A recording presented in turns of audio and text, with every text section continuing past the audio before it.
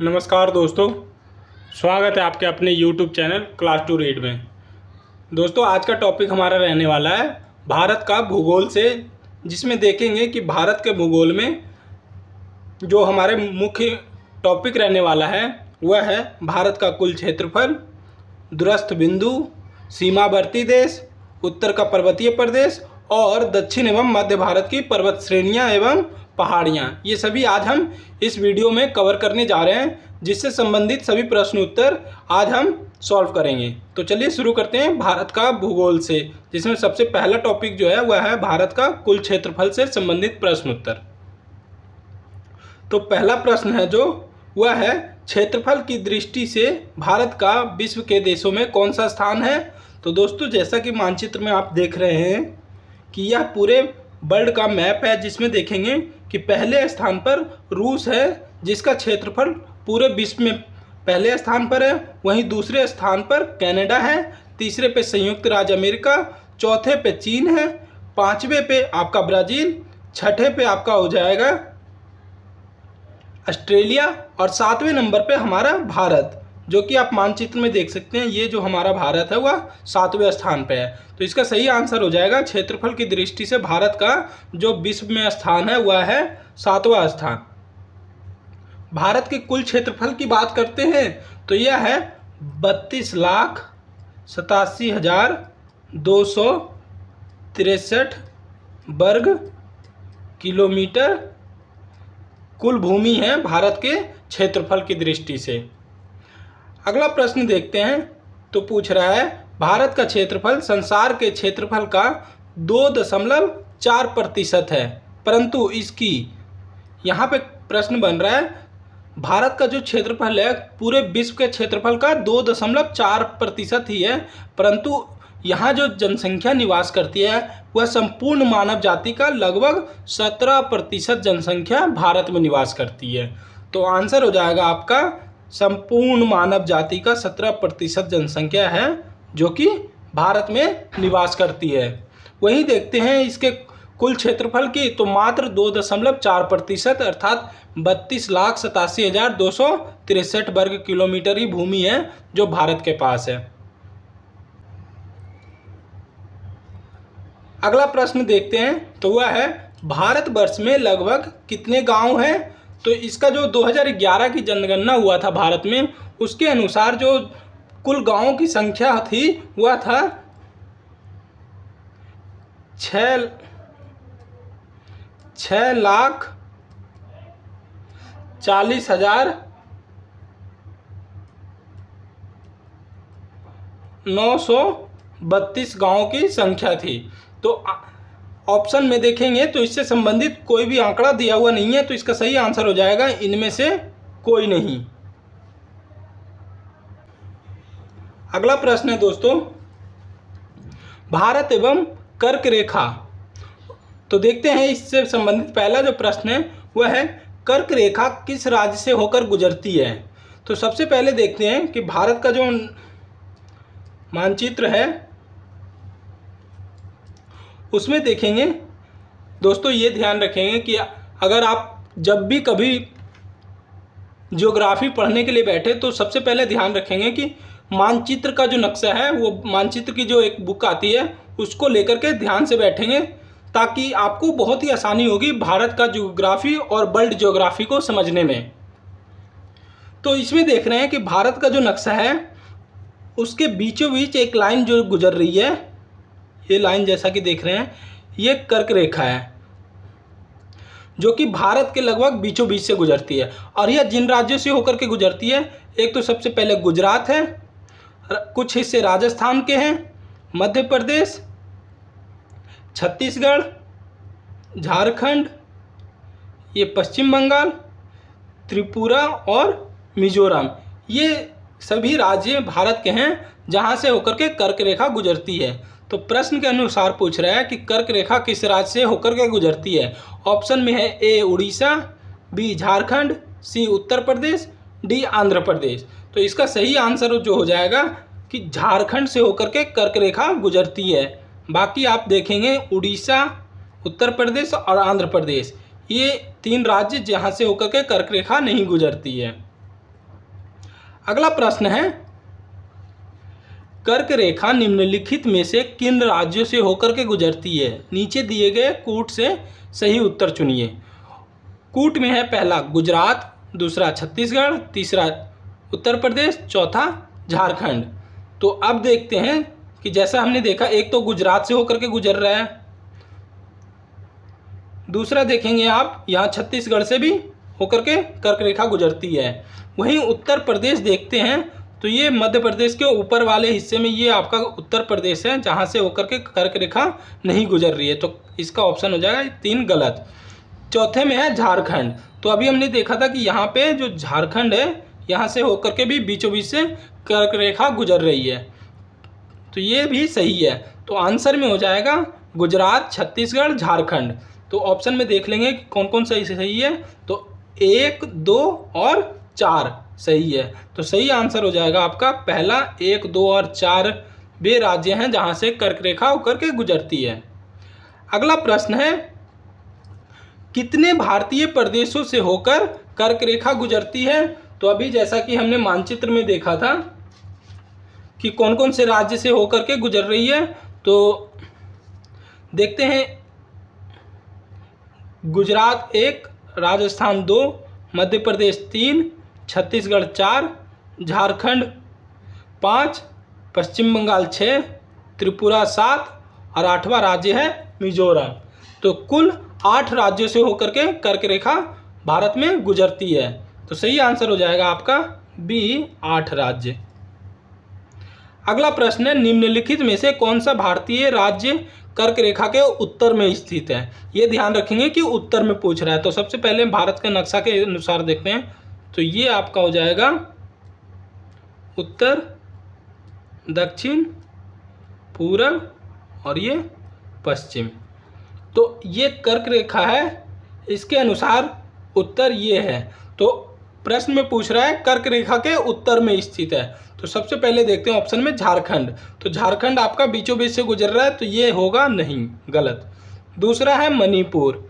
तो मणिपुर जैसा कि अभी हमने देखा,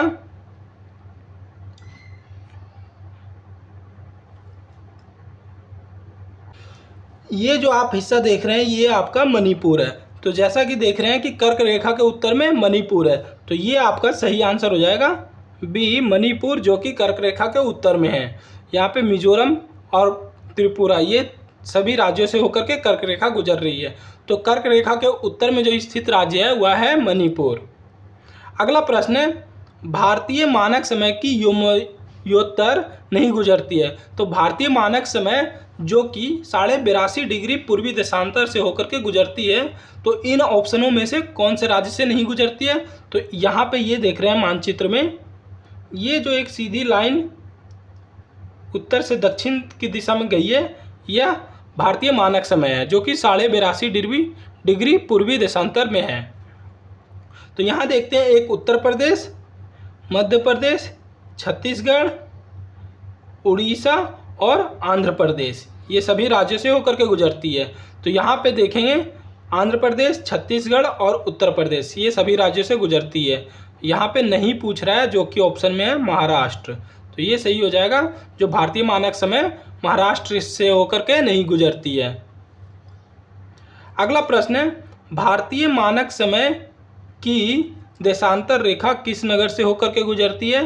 तो गुजरती है उत्तर प्रदेश में इलाहाबाद के नगर में नैनी नामक स्थान है, वहीं से भारतीय देशांतर मानक समय गुजरती है। तो सही आंसर हो जाएगा डी, इलाहाबाद से।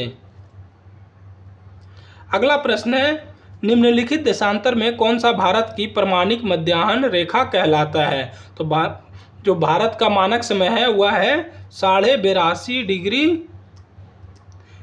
पूर्वी देशांतर।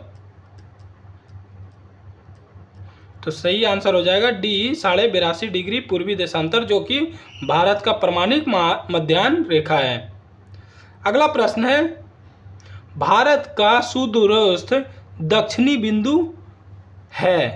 तो ऑप्शन के अनुसार सबसे दक्षिणी बिंदु जो है वह है Indira point, option C, Indira point, जो कि आप देखेंगे ये अंडमान निकोबार का क्षेत्र है, वहीं पर इंदिरा पॉइंट स्थान पाया जाता है जो कि भारत का सबसे दक्षिणतम बिंदु कहलाता है। अगला प्रश्न है, भारत का सुदूर दक्षिण में इंदिरा पॉइंट निम्नलिखित में से कहाँ स्थित है? तो वह स्थित है ग्रेट निकोबार, जो कि अंडमान निकोबार में पड़ता है। तो सही आंसर हो जाएगा सी, बड़ा निकोबार में, जो कि अंडमान निकोबार का हिस्सा है।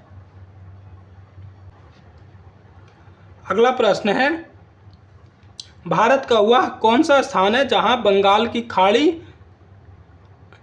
अरब सागर तथा हिंद महासागर मिलते हैं? तो भारत का नक्शा आप देखेंगे ये दक्षिण के हिस्से में, तो ये एक साइड आपके बंगाल की खाड़ी,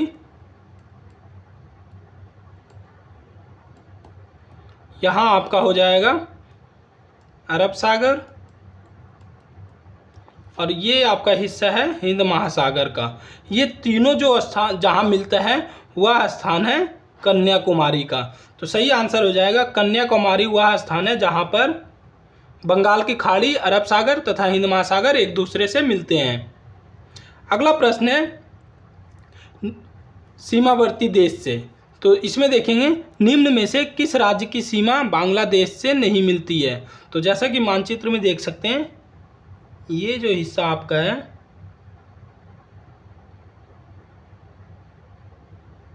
ये बांग्लादेश का है। तो प्रश्न के अनुसार ऑप्शन में जो है वह है मेघालय। तो मेघालय सबसे पहले देखते हैं, ये जो है भारतीय राज्य मेघालय जिसकी सीमा बांग्लादेश से लगती है। वहीं पर त्रिपुरा देखते हैं, तो त्रिपुरा जो ये है आगरतला, ये यहाँ भी बांग्लादेश की सीमा से यह बॉर्डर बनाता है। मणिपुर जो देख रहे हैं ये म्यांमार से बॉर्डर साझा करता है, ना कि बांग्लादेश से। तो सही आंसर हो जाएगा सी, मणिपुर से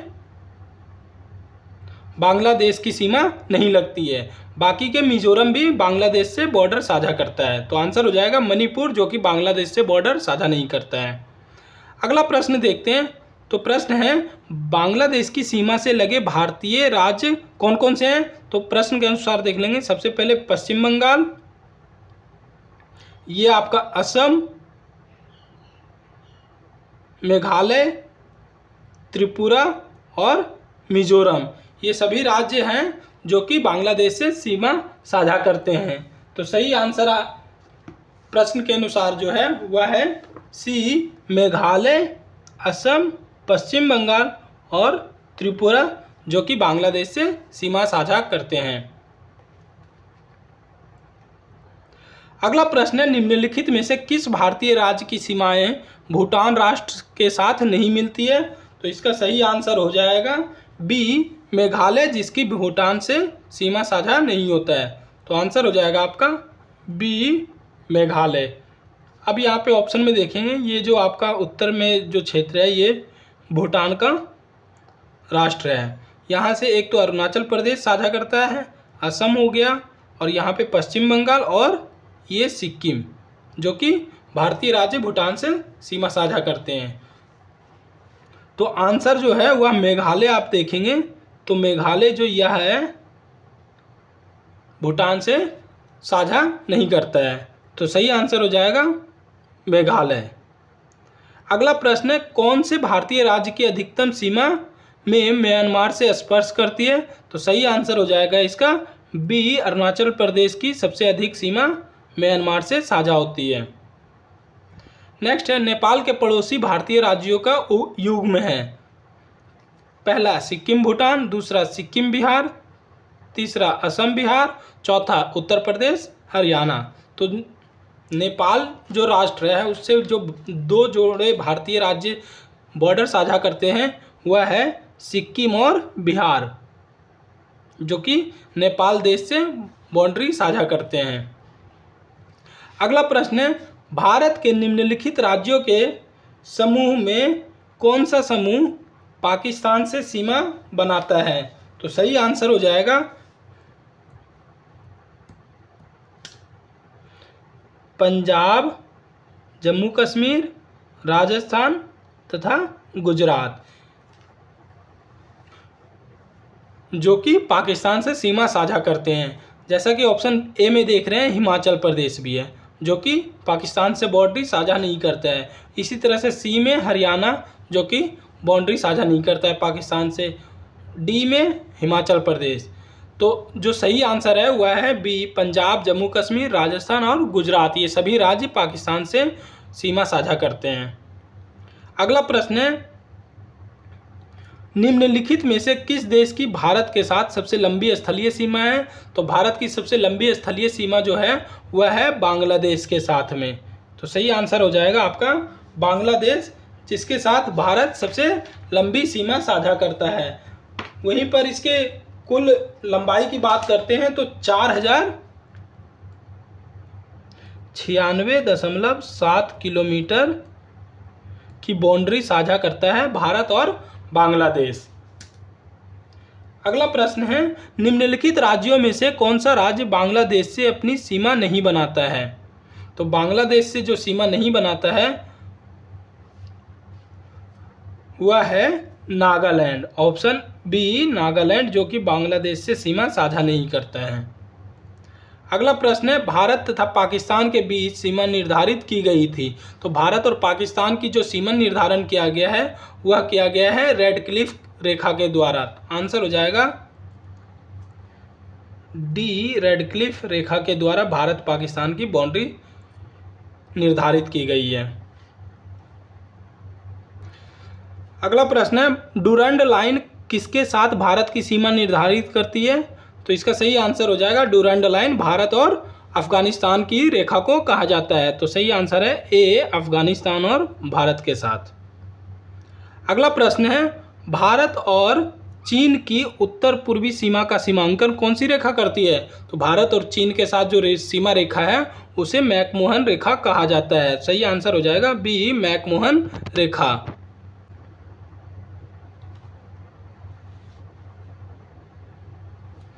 दोस्तों, अगर आप लोग इस चैनल पर नए हैं तो कृपया करके चैनल को ज़्यादा से ज़्यादा सब्सक्राइब, लाइक और शेयर करें, ताकि आगे आने वाले वीडियो और भी अच्छे से उत्साहित होकर के बना सकूं। तो चलिए आगे बढ़ते हैं। अगला प्रश्न है, किसके द्वारा भारत श्रीलंका से अलग होता है? तो भारत और श्रीलंका जो अलग होता है वह होता है पाक जलडमरू मध्य के द्वारा। सही आंसर हो जाएगा बी, पाक जलडमरू मध्य। अगला प्रश्न है, भारत के किस प्रदेश की सीमाएं 3 देश क्रमशः नेपाल, भूटान और चीन से मिलती है? तो सबसे पहले नक्शा में देखते हैं, यह नेपाल है, ये आपका चीन और यहाँ भूटान। तो वह भारतीय राज्य जो कि इन तीनों देशों से अपनी सीमा साझा करता है तो वह है सिक्किम राज्य, जो कि आप देखेंगे यहाँ पे उत्तर में छोटा सा राज्य सिक्किम है, जो नेपाल, भूटान और चीन तीनों से बाउंड्री साझा करता है। तो सही आंसर हो जाएगा आपका डी, सिक्किम, नेपाल, भूटान और चीन से बाउंड्री साझा करता है। अगला प्रश्न है, भारत के निम्नलिखित राज्यों में से किसके 3 तरफ अंतर्राष्ट्रीय सीमाएं हैं? तो अंतर्राष्ट्रीय सीमाएं जो 3 तरफ से है भारतीय राज्य को घेरे हुए, वह राज्य है आपका त्रिपुरा। सी, त्रिपुरा, जो कि आप मानचित्र में देखेंगे ये त्रिपुरा है, जहाँ की बांग्लादेश की सीमा इस राज्य को 3 तरफ से घेरे हुए है। तो सही आंसर हो जाएगा त्रिपुरा। अगला प्रश्न है, हिमालय की रचना समानांतर वलय श्रेणियों से हुई है, जिसमें से प्राचीनतम श्रेणी है? तो प्राचीनतम श्रेणी जो है वह है सी, बृहत हिमालय श्रेणी, जो कि सबसे प्राचीनतम श्रेणी है। अगला प्रश्न है, उत्तर भारत में उप हिमालय क्षेत्र के सहारे फैले समतल मैदान को कहा जाता है? तो उसे कहा जाता है भाबर, जो कि हिमालय क्षेत्र के सहारे जो समतल मैदान पाए जाते हैं उसे भाबर कहा जाता है। तो सही आंसर हो जाएगा डी, भाबर। अगला प्रश्न है, शिवालिक पहाड़ियाँ निम्न में से किसका हिस्सा है? तो शिवालिक जो पहाड़ियाँ हैं वह हिस्सा है आपका हिमालय का। सही आंसर हो जाएगा सी, हिमालय का शिवालिक पहाड़ियाँ हिस्सा है। नेक्स्ट है, शिवालिक श्रेणी का निर्माण हुआ है। तो शिवालिक श्रेणी का जो निर्माण हुआ है वह सेनोजोइक काल में हुआ है। तो सही आंसर हो जाएगा सेनोजोइक। अगला प्रश्न है, लघु हिमालय स्थित है मध्य में।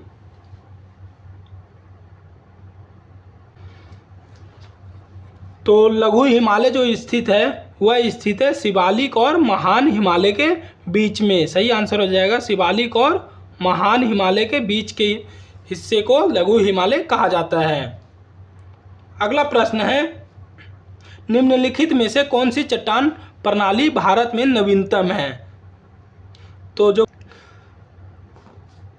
चट्टान प्रणाली सबसे नवीनतम है वह है गोंडवाना चट्टान, जो कि भारत में सबसे नवीनतम है। निर्माण काल की बात करें तो सबसे पहले देखते हैं तो वह धारवाड़ चट्टान श्रेणी, उसके बाद है कुडप्पा, इसके बाद देखते हैं तो विंध्यन, और लास्ट में है गोंडवाना। तो प्रश्न के अनुसार आंसर हो जाएगा गोंडवाना, जो कि भारत में नवीनतम चट्टान प्रणाली है। अगला प्रश्न है, निम्नलिखित में से उत्तर दिशा की ओर के क्रम वाली पर्वत श्रेणी कौन सी है? तो सबसे पहले इसको सॉल्व करने के लिए मानचित्र में देखेंगे, यह भारत का नक्शा है और पर्वत श्रेणियां हैं जो कि आप काराकोरम, लद्दाख, जास्कर और पीरपंजाल शिवालिक, ये सभी पर्वत श्रेणियां जो कि हिमालय की है। तो प्रश्न पूछ रहा है उत्तर दिशा की ओर क्रम में, तो उत्तर दिशा की जो क्रम में है तो इस हिस्से में पूछ रहा है। तो सबसे पहले आपका हो जाएगा शिवालिक, पीरपंजाल, जास्कर, लद्दाख, काराकोरम। तो इसके अनुसार आंसर हो जाएगा पीरपंजाल सबसे पहले, उसके बाद जास्कर, लद्दाख और काराकोरम। तो सही आंसर हो जाएगा बी, जो कि उत्तर दिशा की क्रम में सही है। अगला प्रश्न है, निम्नलिखित समूह में कौन सा पूर्व से पश्चिम की ओर पर्वत शिखर का सही क्रम है? आंसर हो जाएगा बी, कंचनजंगा, एवरेस्ट, अन्नपूर्णा और धौलागिरी, जो कि पूर्व से पश्चिम की ओर में पर्वत शिखर है। इसे सॉल्व करने के लिए यहाँ पे देखेंगे उत्तर, दक्षिण, पूर्व और पश्चिम। तो यहाँ पे पूर्व से पश्चिम की ओर पूछ रहा है, तो सबसे पहले आ जाएगा आपका यहाँ से नामचा बरवा, जो कि ऑप्शन में नहीं है, शिमली, मिसमी की पहाड़ी, डाफला पहाड़ी, उसके बाद है कंचनजंगा। तो यहाँ पे कंचनजंगा, उसके बाद एवरेस्ट, उसके बाद देखेंगे नंदा देवी, कामेत, गुरुल मंदाता, मानसरोवर, शिव, कैलाश पर्वत, ये सभी आपके पूरब से पश्चिम की दिशा में है। तो सही आंसर हो जाएगा कंचनजंगा, एवरेस्ट, अन्नपूर्णा और धौलागिरी। अगला प्रश्न देखते हैं, निम्नलिखित राज्यों में से कौन सा पटकाई पहाड़ियों से संलग्न नहीं है? तो पटकाई की पहाड़ियों से जो संलग्न नहीं है वह है बी, त्रिपुरा।